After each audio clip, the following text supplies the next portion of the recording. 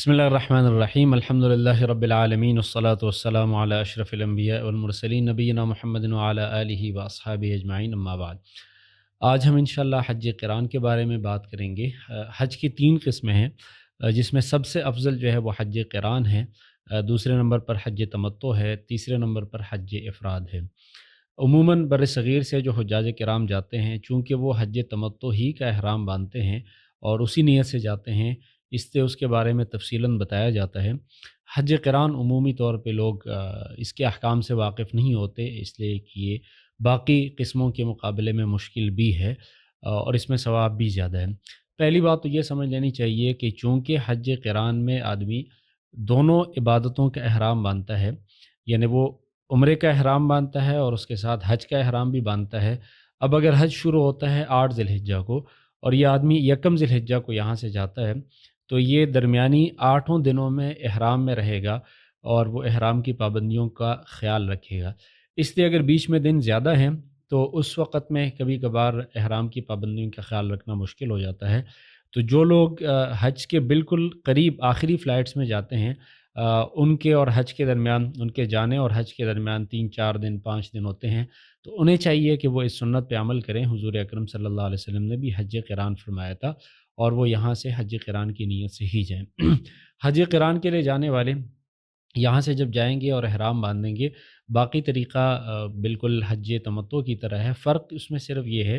کہ جب پاکستان سے مثال کے طور پر اگر حاجی جائے گا تو وہ جب احرام باندھے گا تو وہ دونوں عبادتوں کا احرام باندھے گا۔ نیت میں بھی یہ کہے گا اللہم انی ارید الحج والعمرۃ فیسرہما لی وتقبلہما منی، اے اللہ میں حج اور عمرے کی نیت کرتا ہوں، ان دونوں کو میرے لیے آسان فرما اور میری طرف سے ان کو قبول فرما۔ پھر جب وہ تلبیہ کہے گا تو تلبیہ میں بھی دونوں طرف سے، دونوں عبادتوں کی طرف سے نیت کرے گا، عمرے کی نیت بھی کرے گا اور حج کی نیت بھی کرے گا۔ تو باقی احرام کے جو آداب ہیں کہ وہ اس سے پہلے غسل کرے، پھر غسل کرنے کے بعد دونوں چادریں پہن لے، انہی 2 چادروں میں 2 رکعت نفل پڑھ لے، پھر وہ اس کے بعد نیت کر لے اور پھر اس کے بعد تلبیہ پڑھ لے۔ اس طریقے سے اس کے احرام کا آغاز ہو جائے گا۔ پھر جب وہ مسجد حرام پہنچے گا تو سب سے پہلے جو اس نے عبادت کرنی ہے وہ ہے عمرہ۔ اس لیے عمرے کے لیے وہ طواف کرے گا اور اس طواف میں رمل اور استباع بھی کرے گا، یعنی وہ پہلے 3 چکروں میں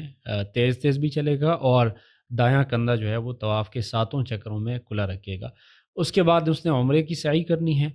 اور عمرے کی سعی کرنے کے بعد عمرے کے افعال مکمل ہو گئے،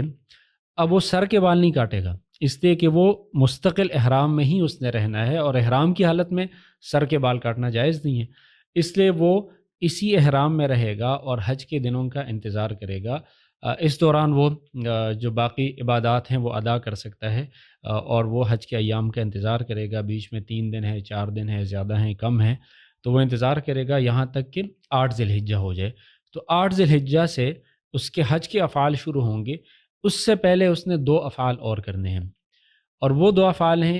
ایک تو اس میں ہے طواف قدوم۔ قدوم کا مطلب ہے آنا۔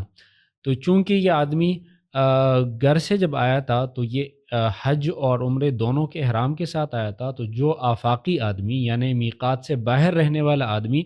جب وہ حج کے لیے آتا ہے تو وہ ایک طواف کرتا ہے جس کو طواف قدوم کہا جاتا ہے اور یہ طواف سنت ہے۔ تو اس لیے یہ آدمی طواف قدوم بھی کرے گا۔ وہ 8 ذی الحجہ کو کرنا ضروری نہیں ہے، وہ 8 ذی الحجہ سے پہلے بھی کر سکتا ہے، یعنی عمرے کے بعد وہ ایک اور طواف کرے گا جس کو طواف قدوم کہا جاتا ہے۔ پھر اس کے بعد حج کی سعی یہ 10 ذی الحجہ کو طواف زیارت کے بعد بھی کر سکتا ہے،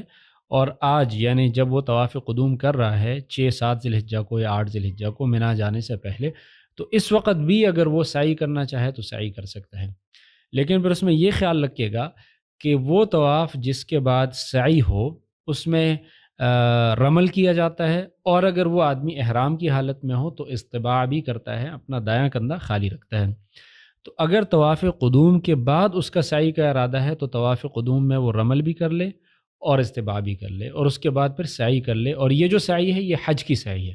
عمرے کی سعی وہ کر چکا ہے، اب یہ حج کی سعی کر رہا ہے، تو اسی احرام میں یہ 2 دفعہ طواف کرے گا اور 2 دفعہ سعی کرے گا، اور اس کے بعد طواف زیارت تو وہ 10 ذی الحجہ کو کرے گا۔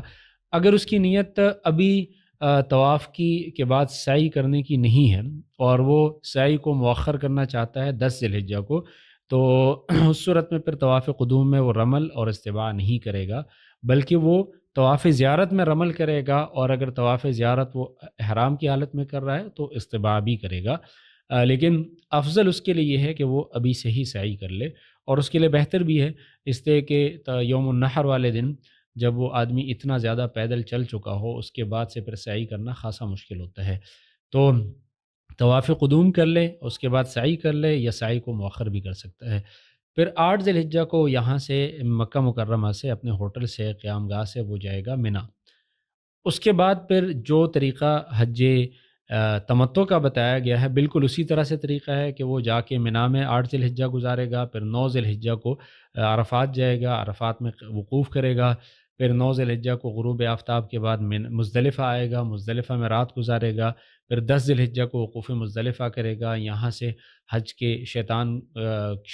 جمرات کی رمی کے لیے یہاں سے کنکریاں لے گا، پھر جا کے جمر عقبہ کی رمی کرے گا 10 ذی الحجہ کو، اس کے بعد قربانی دے گا، اس کے بعد پھر وہ حلق یا قصر کرے گا، اور یہاں پہ جب وہ حلق یا قصر کرتا ہے تو اس کے دونوں احرام جو اس نے باندھے تھے، یعنی عمرے کا احرام، نمبر 2 حج کا احرام، یہ دونوں احرام، ان دونوں احراموں کی پابندیوں سے وہ آزاد ہو جاتا ہے سوائے ازدواجی تعلق کے۔ اس کے بعد پھر وہ طواف زیارت کرے گا، اور طواف زیارت اگر اس کی سعی کا اس نے پہلے سعی نہیں کی تھی تو اب وہ طواف زیارت کے بعد سعی کرے گا۔ طواف زیارت چونکہ احرام کی حالت میں بھی کیا جا سکتا ہے، احرام کے بعد بھی کیا جا سکتا ہے، تو اگر احرام کے بعد اس نے احرام کھول لینے کے بعد وہ طواف زیارت کر رہا ہے تو پھر اس میں استباع نہیں ہے، اور اگر احرام ہی کی حالت میں وہ طواف زیارت کر رہا ہے اور اس کے بعد سعی بھی اس نے کرنی ہے تو پھر استباع اور رمل دونوں کرے گا، اور اگر احرام وہ آلریڈی کھول چکا ہے اور اس نے سر کے بال منڈوا دیے ہیں تو پھر اس صورت میں استباع نہیں ہے، صرف رمل کرے گا، لیکن یہ دونوں بھی اس وقت ہیں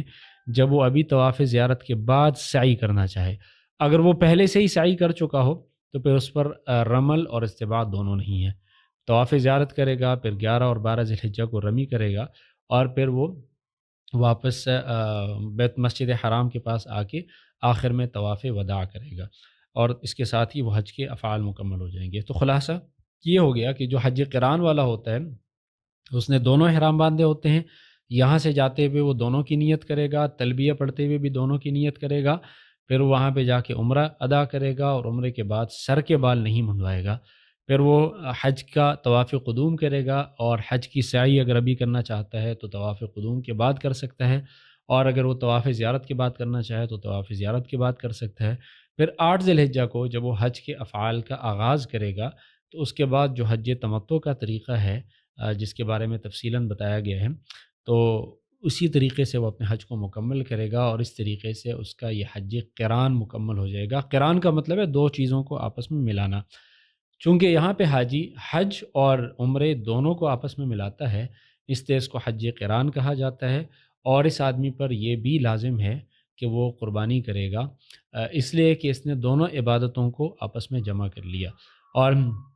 جب دونوں عبادتوں کو جمع کر لیا تو اس پر قربانی لازم ہے۔ اگر وہ قربانی نہیں کر سکتا کسی وجہ سے تو پھر وہ اسی احرام کی حالت میں ہی